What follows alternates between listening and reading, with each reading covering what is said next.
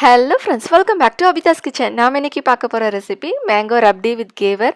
இந்த கேவர் மேலே பொதுவாக ஒரு பிளெயின் ரப்டி யூஸ் பண்ணுவாங்க. நம்ம மேங்கோ ரப்டி வச்சு எப்படி செய்யறதுன்னு தான் பார்க்க போகிறோம்.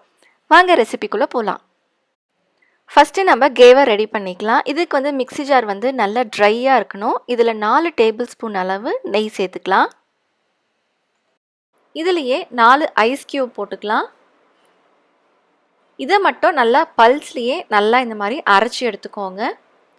அரைக்கும் போது அப்பப்போ இந்த ஓரத்தில் இருக்கிறதுலாம் எடுத்துட்டு நம்ம அரைச்சிக்கலாம். இப்போ அரை கப் அளவு நல்லா சில்லுன்னு இருக்கிற பால் சேர்த்துக்கலாம். சேர்த்து திரும்ப நல்லா அரைச்சிக்கோங்க. இப்போ பாருங்கள், வெண்ணெய் மாதிரி உள்ளே இந்த மாதிரி இருக்கும்.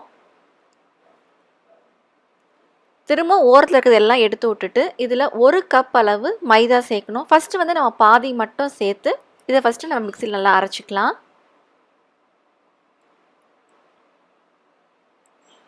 இப்போ பாருங்கள், நல்லா க்ரீமியாக இருக்குது. திரும்ப நம்ம மீதி இருக்கிற மாவையும் சேர்த்து நல்லா அரைச்சிப்போம். எப்போவும் கேவர் செய்யும்போது மாவு நல்லா தண்ணியாக இருக்கணும். திரும்ப இதில் ஒரு அரை கப் அளவு நல்லா சில்லுன்னு இருக்கிற தண்ணி சேர்த்து திரும்ப நல்லா அரைச்சிப்போம். இப்போ பாருங்கள், மாவு ஆல்மோஸ்ட் ரெடி ஆகிடுச்சு. இதில் கடைசியாக 1 டீஸ்பூன் அளவு கடலை மாவு, 1 டீஸ்பூன் எலுமிச்சை சாறு, இது ரெண்டுத்தையும் சேர்த்து திரும்ப நல்லா நம்ம அரைச்சி எடுத்துக்கலாம். மாவு நல்லா இந்த மாதிரி தண்ணியாக இருக்கணும். இன்னும் கூட கொஞ்சம் தண்ணி சேர்த்து நம்ம நல்லா இதை கரைச்சி வச்சுக்கலாம். இப்போ மாவு ஊற்றும் போது பார்த்திங்கன்னா ரொம்பவே தண்ணியாக இருக்கணும். அப்போ தான் இந்த கேவர் நல்லா இந்த மாதிரி பிரிஞ்சு போகிற மாதிரி இருக்கும். நம்ம ஃப்ரை பண்ணும்போது இந்த மாவு நல்லா சில்லுன்னு இருக்கணும். அதனால் அப்படியே இந்த டெம்பரேச்சர் மெயின்டைன் பண்ணுறதுக்காக நம்ம ஐஸ் தண்ணியில் இந்த மாவு வச்சிடலாம். இப்போ மீடியம் ஃப்ளேம்லேயே வச்சு கொஞ்சம் கொஞ்சமாக இந்த மாவு ஊற்றலாம். நல்லா தண்ணியாக இருக்கும்போது தான் இந்த மாதிரி நல்லா பிரிஞ்சு வரும். இந்த மாதிரி கொஞ்சம் கொஞ்சமாக விடுங்க. அது அழகாக அந்த லேயர்ஸ் ஃபார்ம் ஆகும். ஒரு கரண்டி ஊற்றிட்டு கொஞ்சம் வெயிட் பண்ணிவிட்டு திரும்ப ஊற்றுங்க. அழகாக நடுவுலையே அந்த கேப் ஃபார்ம் ஆகும். மீடியம் ஃப்ளேம்லேயே வச்சு மாவு ஊற்றுங்க. இல்லை நம்ம நடுவில் மாவு ஊற்றுறதுக்குள்ளவே ஓரத்தில் இருக்கிறதுலாம் தீஞ்சிரும்.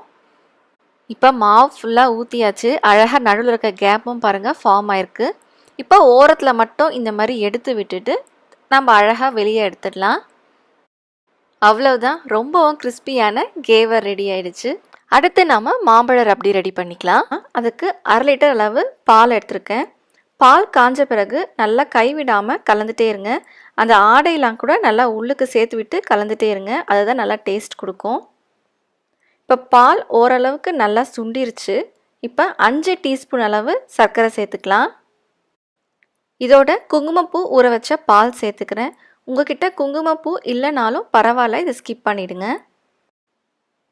இன்னும் பால் நல்லா திக்காக ஆகிற வரைக்கும் இந்த மாதிரி நல்லா கலந்துகிட்டே இருக்கலாம். அப்போ தான் அந்த ரபடியோட டேஸ்ட்டு ரொம்ப நல்லாயிருக்கும். இப்போ பால் நல்லா திக்காயிடுச்சு. இதில் 1/4 கப் அளவு மாம்பழத்தை இந்த மாதிரி அரைச்சி சேர்த்துக்கலாம். இப்போ எந்த விதமான கட்டியும் இல்லாமல் இதை நல்லா கலந்து விட்டுக்கலாம். இப்போ பாருங்கள், நல்லா திக்கான க்ரீமியான மாம்பழ ரப்டி ரெடி ஆயிடுச்சு. ரப்டி நல்லா ஆறினதும் நம்ம ரெடி பண்ணி வச்ச கேவர் மேலே இந்த மாதிரி ஃபுல்லாக ஃபில் பண்ணிக்கலாம். நான் மாம்பழம் ஒரு ஸ்பூன் வச்சு நல்லா இந்த மாதிரி ஸ்கூப் பண்ணி எடுத்திருக்கேன். கார்னிஷிங்காக தான்.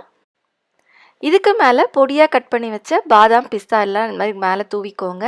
அவ்வளோதாங்க, ரொம்பவும் டேஸ்டியான மாம்பழம் ரப்டி வித் கேவர் சூப்பராக ரெடி ஆகிடுச்சு. நீங்களும் இதே மாதிரி செஞ்சு பார்த்து எப்படி இருக்குன்னு சொல்லுங்கள். உங்களுக்கு இந்த வீடியோ பிடிச்சிருந்தா மறக்காமல் லைக் பண்ணுங்கள், ஷேர் பண்ணுங்கள், சப்ஸ்கிரைப் பண்ணுங்கள். தேங்க்யூ.